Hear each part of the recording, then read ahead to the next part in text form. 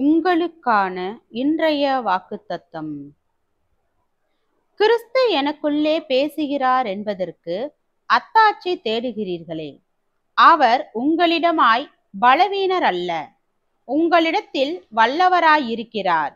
ஏனெனில் அவர் பலவீனத்தால் சிலுவையில் அறையப்பட்டிருந்தும் தேவனுடைய வல்லமையினால் பிழைத்திருக்கிறார். அப்படி நாங்களும் அவருக்குள் பலவீனராயிருந்தும் உங்களிடமாய் விளங்கிய தேவனுடைய வல்லமையினால் அவருடனே கூட பிழைத்திருப்போம். நீங்கள் விசுவாசம் உள்ளவர்களோ வென்று உங்களை நீங்களே சோதித்து அறியுங்கள். உங்களை நீங்களே பரீட்சித்து பாருங்கள். இயேசு கிறிஸ்து உங்களுக்குள் இருக்கிறார் என்று உங்களை நீங்களே அறியீர்களா? நீங்கள் பரீட்சைக்கு நில்லாதவர்களாயிருந்தால் அறியீர்கள். நாங்களோ பரீட்சைக்கு நில்லாதவர்கள் அல்லவென்பதை அறிவீர்கள் என்று நம்புகிறேன்.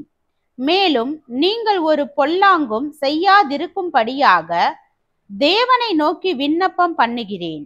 நாங்கள் பரீட்சைக்கு நின்றவர்கள் என்று காணப்படும் பொருட்டல்ல, நாங்கள் பரீட்சைக்கு நில்லாதவர்கள் போலிருந்தாலும் நீங்கள் நலமானதை செய்யும் பொருட்டே விண்ணப்பம் பண்ணுகிறேன்.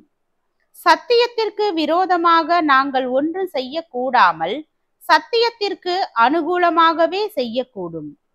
2 கொரிந்தியர் 13வது அதிகாரம் வசனம் 3 முதல் 8 வரை.